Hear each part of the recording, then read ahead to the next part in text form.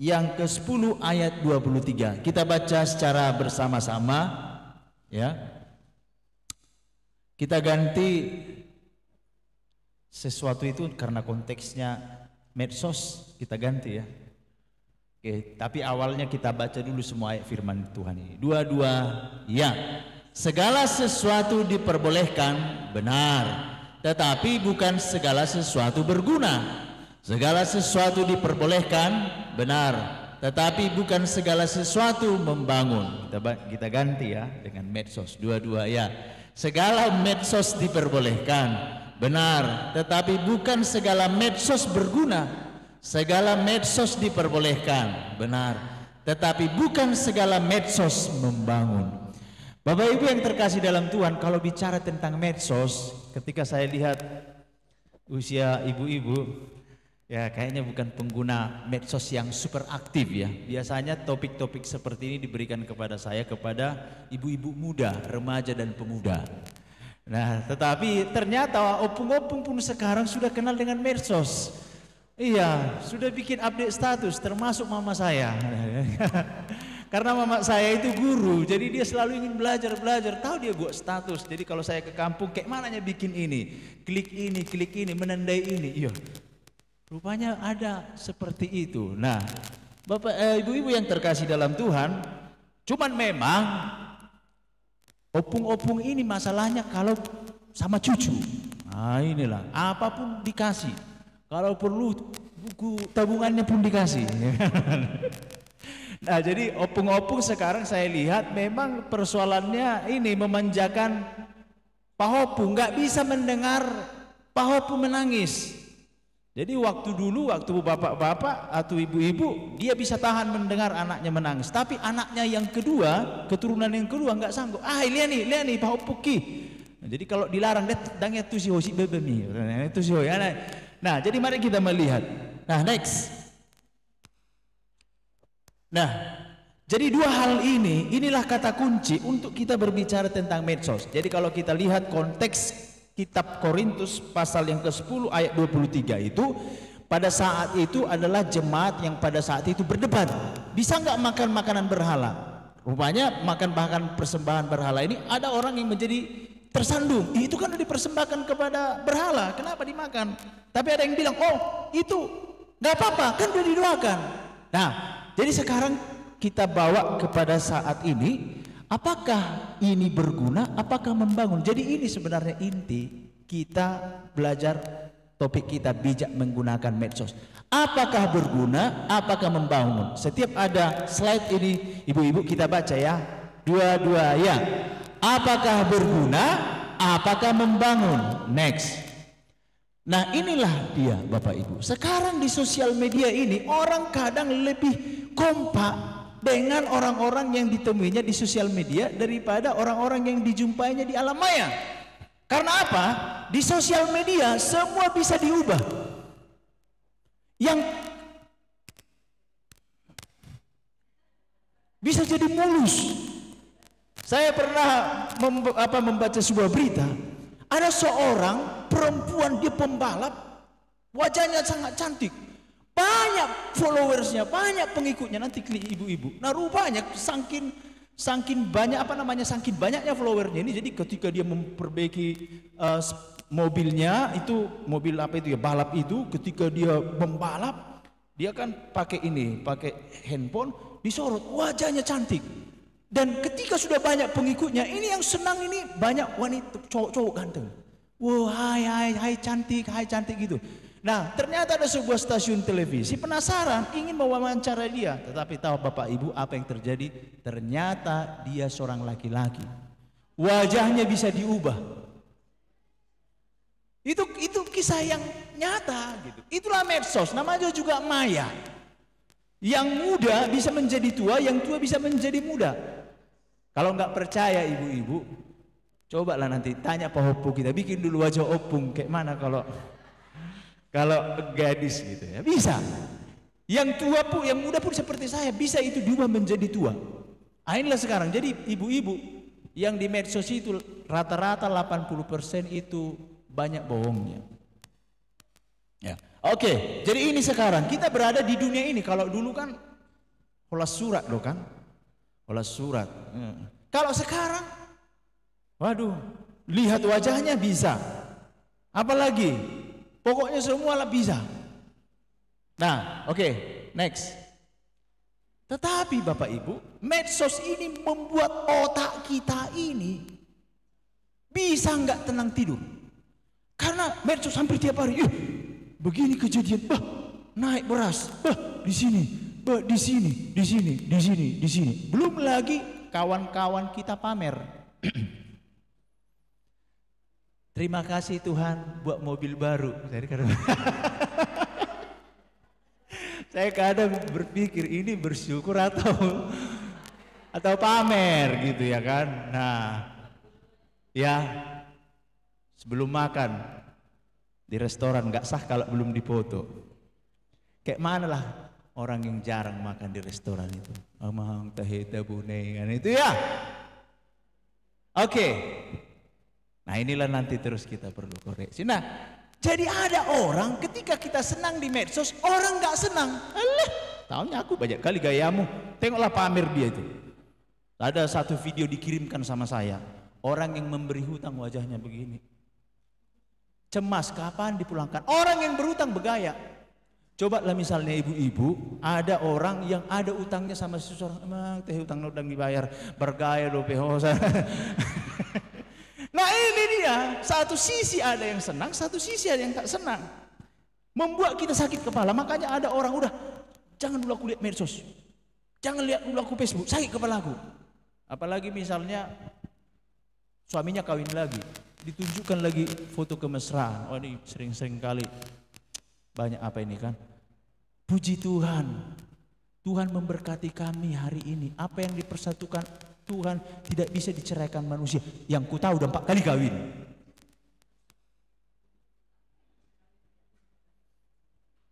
Cemana lah itu? Bebenion. Nah, jadi kadang saya emosi melihat itu. Apalagi misalnya pilpres kemarin, emosi. Ya kan? Di dalam satu rumah bisa nggak cakapan. Padahal setelah pilpres mereka makan-makan.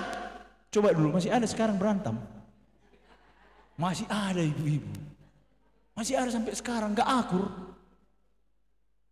Termasuk hamba-hamba Tuhan pun saya lihat statusnya orang udah cipika-cipiki mereka di situ. Bentar lagi mereka bagi-bagi kekuasaannya, kita merbedai. Ya, sakit kepala. Ya. Oke, next.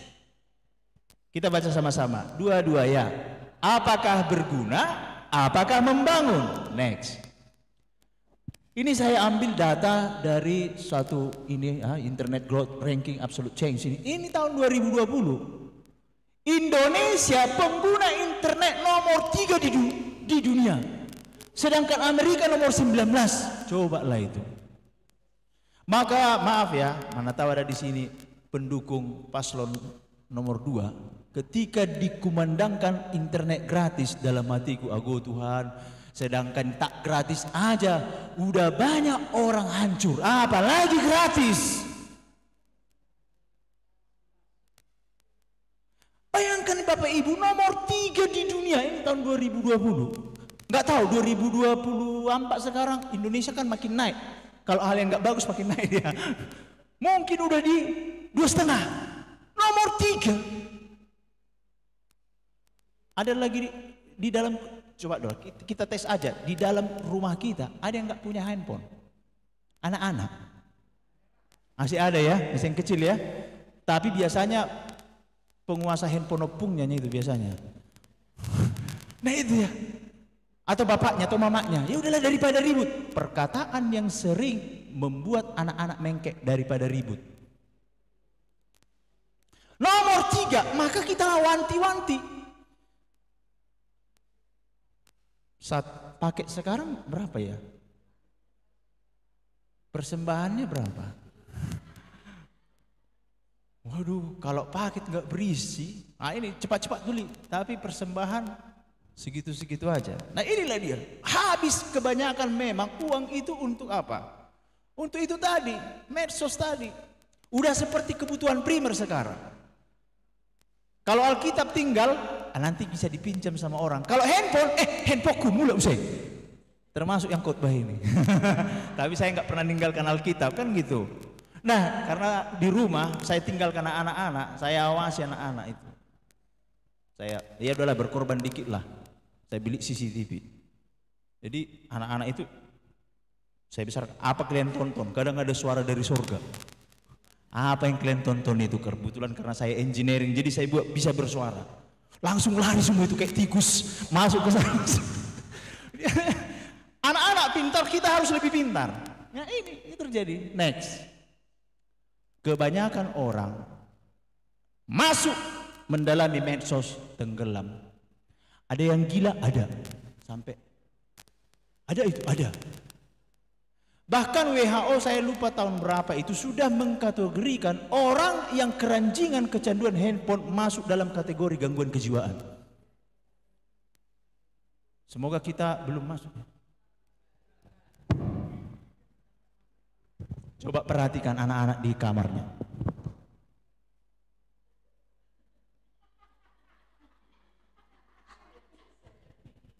Selfie.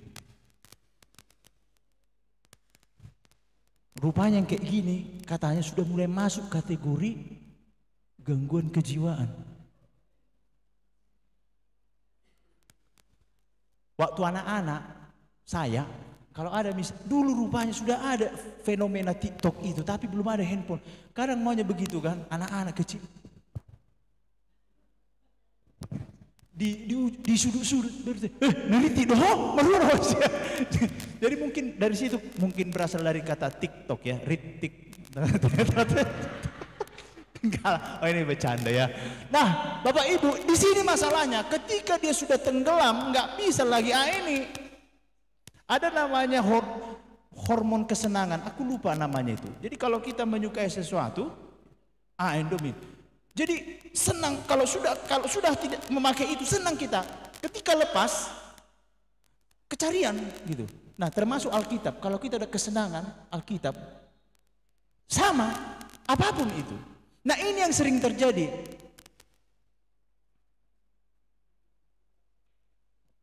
Oke, di sini persoalannya.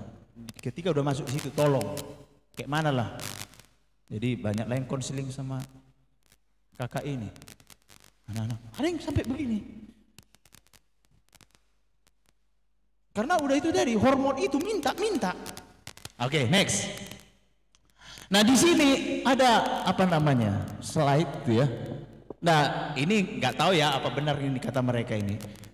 Yang pertama, sosial katanya bisa membuat bahagia. Penelitian terhadap 2000 orang dengan 9 jenis eksperimen membuktikan orang yang suka berfoto dan mengunggahnya di media sosial lebih bahagia ketimbang yang tidak. Ini menurut penelitian. Ibu-ibu, biasanya kita mengunggah foto kita karena kita bahagia kan? Tapi sekarang udah ada orang nangis pun.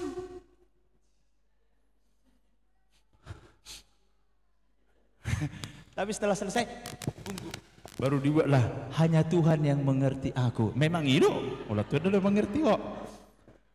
Senang kita mengunggah itu foto lagi jalan-jalan kan. Makanya ada orang bagi sebagian orang bilang begini, palalah rupanya di foto-foto, setiap nyuci foto, masak foto.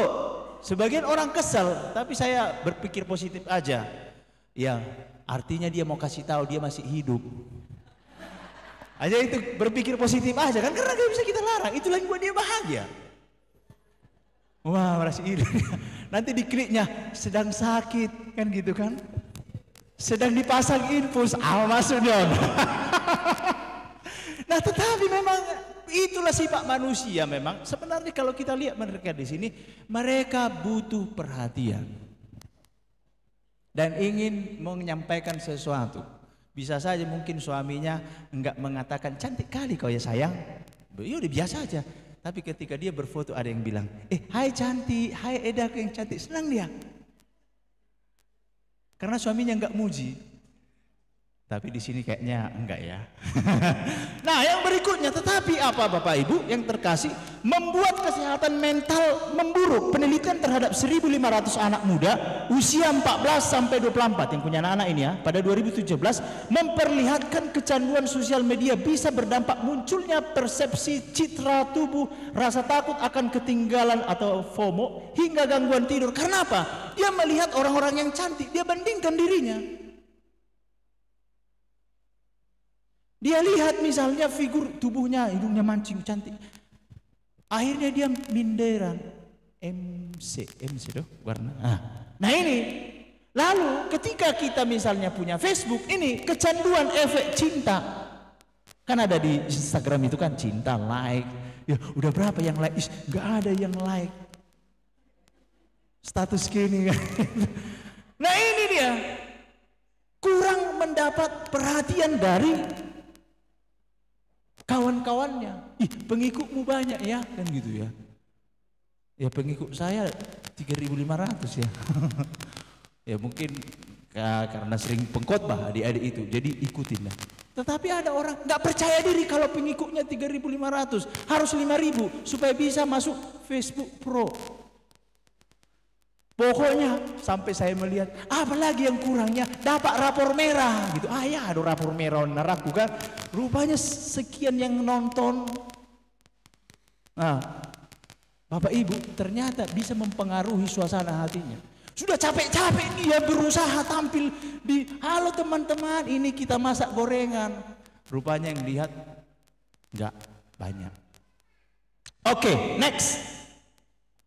Kita baca sama-sama dua-dua. Ya, apakah berguna? Apakah membangun? Oke, next berikutnya. Nah, kita melihat di sini demografi Instagram di Indonesia ini ya. Ini tahun 2023, agak update ya. 89 juta jiwa, sekitar 300 apa itu? Oke. 51,6% wanita penggunanya, itu kebanyakan wanita ternyata. Sedangkan pria 48,4%, lebih banyak wanita. Ya, lalu kemudian yang di bawah 25 48,3%, yang di atas 25 51,7%. Mungkin saya pikir-pikir kenapa sedikit? Mungkin karena mereka belum punya penghasilan kali ya. Jadi ibu-ibu masuk di mana ini? Kita masuk di atas 25. Nah ini jadi dia. Jadi inilah demografinya. Jadi hampir bisa dikatakan rata-rata orang punya Instagram. Ibu-ibu yang di sini punya Instagram ya? Enggak ya. Facebook enggak ada ya. Iya, polos-polos sekali ya. Ya karena halus ya kan, memencet pun susah kan gitu ya, memencet. Tetapi anak-anak kita gimana mereka? Cucu kita bagaimana mereka? Oke, next. Next, Kak. Nah, dampak negatifnya yang pertama, seorang pelajar biasanya akan menjadi lebih malas belajar. Copy paste. Disuruh tugas, saya kadang menyuruh mahasiswa saya belajar, bagus sekali bahasanya si kawan nih. Akhirnya aku copy lagi, dikiranya dosennya bodoh. Ku copy lagi punyanya, ku pastekan lagi, rupanya diambil dari sini. Apalagi sekarang dengan apa itu yang sekarang? ChatGPT. Bagus-bagus sekali ini skripsi mahasiswa ini saya pikir. Di ChatGPT itu Bapak Ibu, sekarang apa yang kita tanya langsung. Cobalah klik. Saya pernah iseng-iseng. Bagaimana cara merampok bank? Lalu dijawabnya. Kalau kau tak punya uang, jangan melakukan kejahatan. Mungkin kau bisa meminjam kepada kawanmu. Dijawabnya langsung. Gak mau aku, pokoknya aku mau merampok bank. Dijawabnya lagi. Jangan lakukan itu, Anda bisa ditangkap. Nah, itu dia. Dia bisa kasih saran yang baik. Tapi saya pernah tes, siapa Yesus menurut Anda? Menurut orang Kristen. Bayangkanlah mahasiswa ditanyanya ke situ, di copy paste. Hancur nggak? Hancur. Jadi anak kita kalau misalnya dia pintar dalam hal tugas, bagus sekali tugasmu anak-anak. Aduh, Bapak Ibu jangan langsung bangga, bisa copy paste. Ujian pun itu kalau dulu ngopek, kalau sekarang handphone langsung bagus-bagus sekali jawaban orang ini. Rupanya aku udah ketinggalan zaman, rupanya handphone. Kumpulkan semua handphone, saya bilang. Bentar lagi nggak tahu lagi kita. Apalagi misalnya ada yang namanya metaverse itu. Bisa aja nanti udah ada teknologi, udah dilihatnya jawaban di balik kepala saya ini. Sudah bisa ditampilkan, makin ini itu. Nah, jadi bahaya kejahatan. Mudah-mudahan tidak ada korban arisan online ojol di sini. Ada? Oh pinjol bukan, ojol. Pinjol, korban kejahatan. Sekarang apa lagi? Horasle, enggak itu, horasle katanya. Bisa minjam uangmu. Nah, rupanya sekarang ada caranya. Bikin kode passwordnya, siapalah nama adikku. Biar ada kawan saya kemarin itu di satu gereja kami disuruhnya. Dia pada dibagiin. Ini kok lain ini. Ada kawanku yang iseng. Loh, tumben lain beli minjam 100, minjam 300.000. Biasanya 1M, 3M katanya. Nah, rupanya sudah dihack. Bahaya penipuan. Banyak kali bahaya penipuan. Ada saya tahu dia menikah dengan seorang laki-laki kenal di Facebook. Di Facebook sedang berada di perkebunan. Seolah-olah dia pemilik kelapa sawit itu. Nikahlah. Mengaku PNS, pakai baju PNS. Setelah nikah rupanya buronan. Buronan polisi. Ini kejadian nyata Bapak Ibu. Penipuan. Maka ibu-ibu hati-hati dengan anak ketika kita tanya di mana kenalan, di Facebook. Itu kita harus, ya beberapa waktu yang lalu juga ada seperti itu. Kenalan di mana? Di Facebook. Hajab. Anaknya udah ada di Kalimantan sana. Nah, tidak semua pengguna jaring sosial bersifat baik dan sopan. Kadang kita nanti buat status, ya kadang perkataannya nggak bagus. Gini gitu ya. Ya udahlah. Tapi sekarang udah mulai kita belajar untuk ya udahlah skip. Lalu kemudian mengganggu kehidupan, bisa mengganggu kehidupan kita bisa. Kemarin saya buat di status, ibu-ibu tolong cek inbox suaminya. Jangan lupa berdinas sebagai polisi toba. Karena ada masuk ke DM ke Facebook saya, hai, ada keperluan apa? Saya bilang, bisa kenalan nggak? Keperluan apa? Lagi sibuk ya, neritik dorang naraku. Ku buka lah profilnya, wajahnya nggak ditunjukkan, cuman berfoto aja dia di kaca begitu. Ku tunjukkan sama Mama Cio. Jadi istri saya itu tiap malam razia. Ibu-ibu tolonglah razia handphone suaminya. Kalau handphone suami sudah pakai pembuka, pakai sidik jari, hati-hati. Kalau dibilangnya begini, macam gak percaya aja kau sama aku. Memang gak percaya aku, buka. Karena banyak begitu. Kenalan, kalau ketika ditanya, ketahuan keselingkuh. Baru kali ini ya kami bertemu. Gak apa-apanya kami. Gak apa-apa udah di hotel. Tapi kenalan udah 3 tahun, 2 tahun. Apalagi sekarang. Oh, diingat. Iseng, datang iblis itu. Cuk! Searching dulu mantanmu yang bernama si Anu. Udah kayak mana kabarnya? Udah 2 anaknya.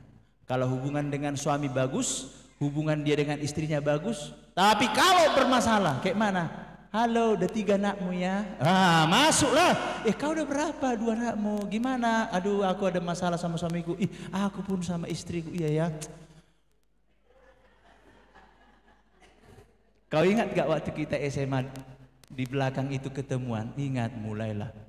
Bapak Ibu banyak terjadi seperti itu. Next, mengganggu kehidupan. Kita baca 1, 2 ya. Apakah berguna? Apakah membangun? Next. Nih, apapun ini saya masuk ngono. Tidur, nonton, jalan pun. Cobalah tes Bapak Ibu. Suruhlah dia nyapu. Sapu dulu, gak mau aku. Sapu rumah, nanti ku kasih kau handphonenya. Betul. Ajab kan? Next.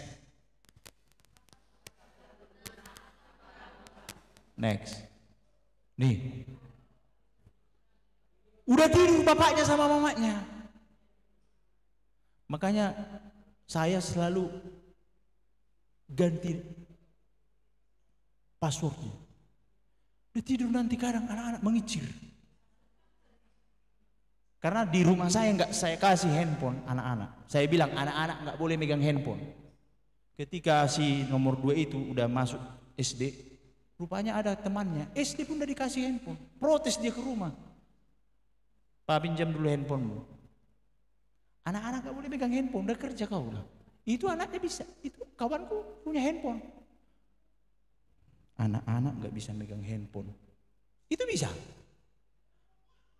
Lalu kan hamba Tuhan kan minta hikmat dari Tuhan, tolonglah Tuhan, anak-anakku udah pintar gitu. Akhirnya aku bilang begini, itu bapaknya siapa? Ada ceweknya, bercewek-cewek. Jadi kau mau juga aku kayak bapaknya siapa itu? Mikir dia, nggak jadilah.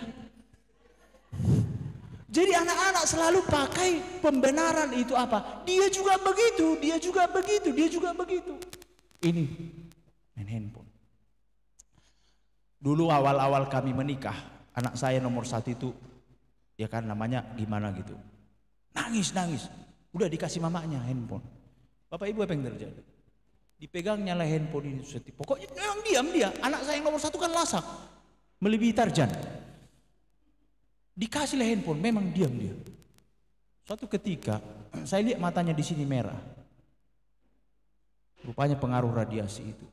Sejak saat itulah saya tegas sama anak-anak. Apapun katanya, tak boleh megang handphone. Apa yang terjadi Bapak Ibu? Nangis dia, wow, wow. Saya bercanda, dalam nama Yesus keluar kau setan, keluar kau setan. Saya bilang, wow. Saya ingat sekali kata seorang hamba Tuhan sekaligus dokter di sini, Dokter Efraim. Belum pernah ada anak mati karena nangis. Ingat ibu-ibu, belum pernah ada anak-anak mati karena nangis. Itu saya terapkan itu sama anak saya. Maka dia berteriak, wah, minta. Ya, kuat lagi, ayo. Mana tahu kau jadi penyanyi rock, ayo. Wah, wah, terlalu sakit apa? Sakit. Yang nomor 2 juga begitu berteriak, minta, minta. Ya, terus. Dalam hatiku, aduh, kayak mana nanti? Sakit kepalaku. Jadi saya latih anak saya, anak orang bapakmu ini nggak boleh dikerasin. Maka anak-anak di rumah udah tahu, bapakku ini nggak bisa dikerasin. Abah, aku nyapu rumah ya. Kami bisa nanti nonton. Jadi begitu dia. Jadi nggak dia pakai lagi senjatanya nangis. Senjatanya kerja dulu baru bisa nonton. Nonton pun, sekian jam ya. Nah ini anak-anak ini. Nggak boleh orang tua kalah sama anak-anak. Anak-anak aja dia udah menguasai kita, apalagi udah dewasa. Diancamlah kita. Kalau anak-anak belajar dari kecil, belajar mengancam, besar pun dia, kita lah ketakutan. Bisa aku masuk. Itu nomor 3 anak saya itu. Sampai ditumbuhnya TV pecah. Itulah rusak emosinya. Kan loading, nggak sabar dia. Oh memanglah TV ini pecah. Jadi di rumah itu nggak saya buang TV itu, kulengketkan di dinding. Ibu-ibu mana tahu nanti lihat kenapa ditempelkan LCD yang rusak itu. Nah ini monumen lah sama kau ini, gara-gara emosimu pecah saya bilang. Jadi adalah alasanku nggak kasih nonton sama mereka. Emosi memang nggak stabil, dibuat itu karena loading tadi. Nah next. Ini lagi efek negatif teknologi digital pada anak. Yang pertama, tumbuh menjadi pribadi yang egois dan sulit bergaul. Karena dia sudah mempunyai dunianya sendiri. Bahkan hati-hati ibu-ibu, dia bisa apa itu yang ngomong sendiri, autis. Coba perhati,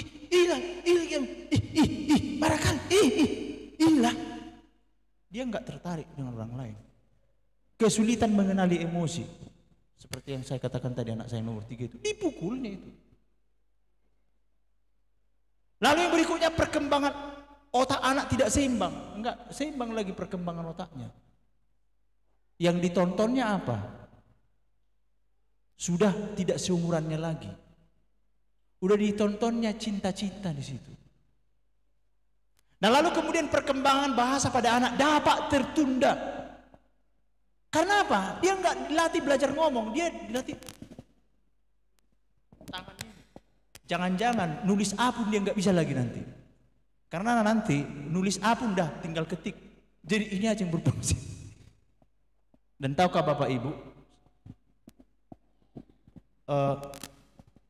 bos, saya lupa bos apa itu, Apple atau ini, mereka nggak kasih anaknya teknologi, kasih papan tulis sama ini. Kok nggak dikasih? Karena mereka tahu apa bahayanya, radiasinya itu. Radiasinya. Makanya sekarang anak-anak kecil pun dia kacamatanya udah sebesar gajah. Kayak mana lagi tuh? Nah, lalu kemudian sering menahan lapar, haus, dan keinginan buang air yang dapat mengganggu sistem pencernaan. Ditahannya.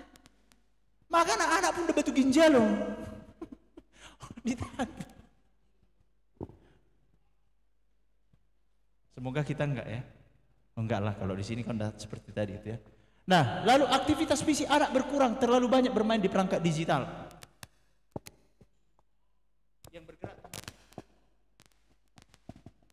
Nah, efek penggunaan gadget pada anak ini, remaja kecanduan gadget dapat mengalami masalah kesehatan fisik dan psikologis. Nih, banyak ini, kualitas tidur yang buruk sehingga bisa mengganggu prestasi akademik, gangguan pertumbuhan, dampak psikologisnya depresi, kesendirian, gelisah, agresi, kurang empati, fobia sosial, tidak dapat mengendalikan dorongan untuk menggunakan internet. Banyak sekali Bapak Ibu. Next. Nah, tetapi sekarang apakah semua berdampak negatif? Tidak. Ada seorang hamba Tuhan, namanya saya lupa. Dialah yang mengusulkan ini, bagaimana menjangkau anak-anak. Memang sekarang ibu-ibu, kita mendidik anak itu, mereka kadang bingung kalau kita suruh. Cobalah bayangkan, susah mereka membayangkan. Tapi kalau kita kasih contoh dalam bentuk visual, bisa mengerti. Ini bisa menolong kita mengajari anak. Misalnya, kita ajari sama mereka untuk bersyukur. Kita bisa tik kehidupan anak panti asuhan, misalnya gitu. Nah, tengoklah ini kan, inilah yang, nih tengoklah. Nah, baru kita lihatlah orang yang tidak punya pekerjaan karena tidak sekolah, lihatlah ini. Jadi mereka bisa lihat visual-visualnya itu. Inilah orang-orang yang rajin belajar, bisa.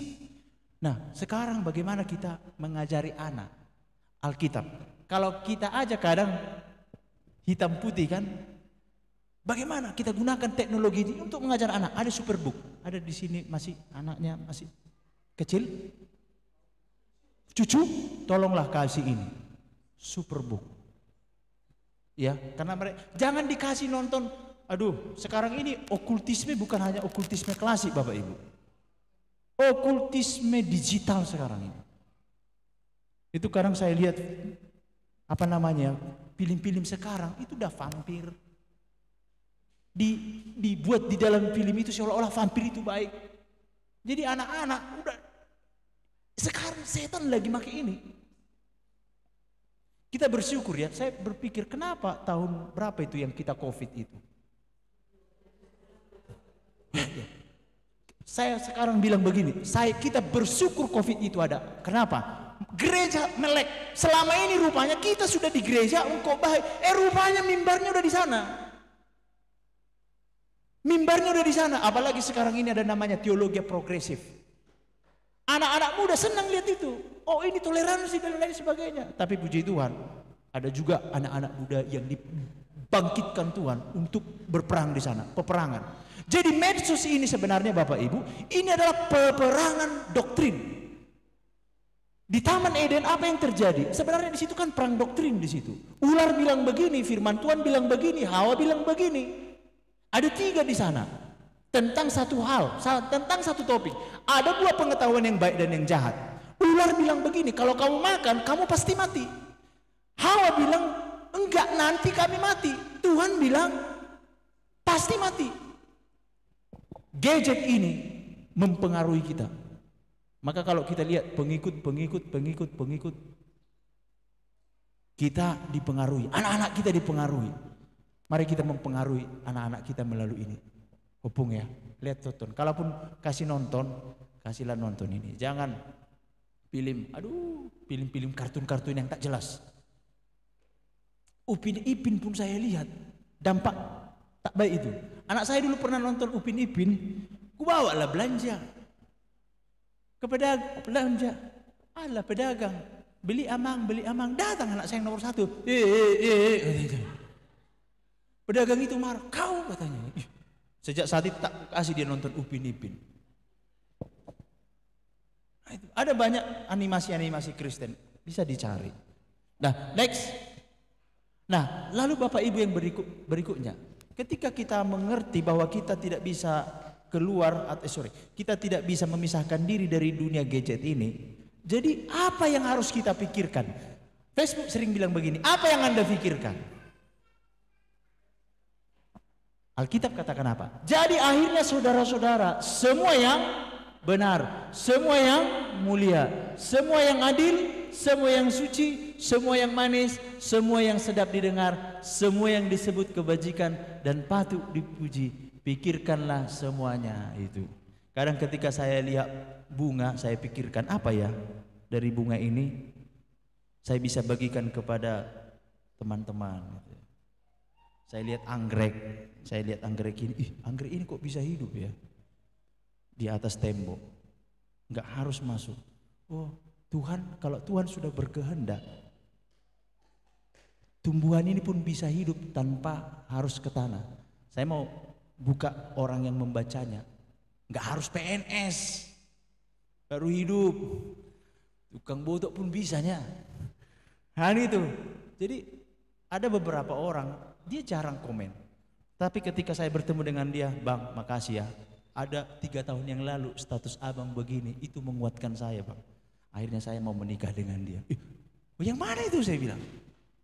Coba kalau misalnya maki-maki, apalagi sekarang banyak sekali yang di Facebook itu neritik kan, perselingkuhan pun dibanggakan, ngomong pun udah seperti tren gitu. Aduh, marilah kita yang normal speak up, yang tak normal udah speak up terus, seolah-olah itu yang betul, ya kan?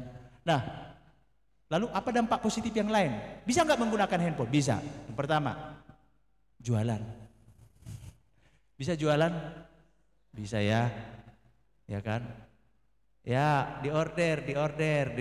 Tapi sekarang bisa juga jualan dalam dampak negatif. Itu tadi, karena ritik yang malas jual tubuh mereka. Aduh, makanya ibu-ibu tolong ya, cek handphone suami. Tolong, aktiflah berdinas sebagai polisi toba. Ya, mereka yang datang. Lalu kemudian YouTube itu banyak sekali digunakan sejak Covid. Melalui YouTube orang bisa udah malas nonton TV. Sekarang mereka mau nonton apa? Ada di sana. Mau nonton ini. Itu dampak negatifnya, ditonton yang tak beres di situ. Bahkan ada pernah masuk ke link saya itu yang homo sama yang lesbian. Ditampilkanlah di situ mereka seolah-olah bahagia. Lalu kulaporkan, kan bisa dilaporkan ini, konten ini saya laporkan. Nah, dampak positifnya Bapak Ibu, gara-gara YouTube jarang aku marbengkel. Mobilku sering rusak. Kalau ini kayak mana? Wayarnya masukkan ke sini, masukkanlah ke sini. Puji Tuhan. Lalu ibu-ibu yang nggak pintar masak, betul. Saya kalau misalnya kepingin masak sesuatu mahal, dia bikin masak naniura. Ku tengok lah itu cara memasukkan, kan bisa dihentikan. Sekian. Makanya istri saya bilang begini, kok lain resepnya? Kok lain rasanya seperti 1 bulan yang lalu? Ganti resep. Ada di situ. Apalagi dampak positifnya, ibu-ibu di internet, di YouTube, kita bisa meleskan anak kita gratis. Nanti searching di situ, belajar bahasa Inggris mulai dari nol. Lihatlah caranya begitu. Diajari anak kita. Ayo. 1, 2. Ibu-ibu pun bisa belajar. Balikkan lagi. Anak-anak bisa les bahasa Inggris. Main musik. Main apa lagi? Main bola dan lain sebagainya. Bisa dipakai itu. Mari tadi saya katakan apa yang berguna dan membangun. Semua ada di sana. Enak sekarang. Ya, saya nanam anggur. Coba-coba lihat dari situ juga. Puji Tuhan, nah itu. Dan lain sebagainya. Ibu-ibu mau buka usaha apa ini? Mau usaha apa? Sekarang orang sudah bisa jualan tanpa modal, hanya modal agen. Ada teman saya begitu, dia nggak ada barangnya, tapi dia promosikan barang orang, nah masuk sama dia. Dari Cina pun ibu bisa jualan. Nah banyak hal yang lain. Jadi memang di dalam dunia yang sekarang ini, kalau kita nggak kreatif, kita akan ketinggalan. Tapi orang yang kreatif, dia bisa mengikuti zaman. Nah, dan kita harus nggak boleh, takut usia. Bu, tolong belajarlah, belajar. Gak ada alasan, sudah tua aku. Selama masih kita bisa bedakan angka 1, 2, 3, 4, 5, A, B, C, D, E, F, G, berarti itu artinya kita masih bisa belajar. Ada yang kurang bumi kita bedaan angka 0 do angka sia. Udahlah, berarti nggak perlu lagi belajar itu. Tuhan Yesus memberkati kita. Biarlah kiranya nama Tuhan dimuliakan, kita bersatu di dalam doa.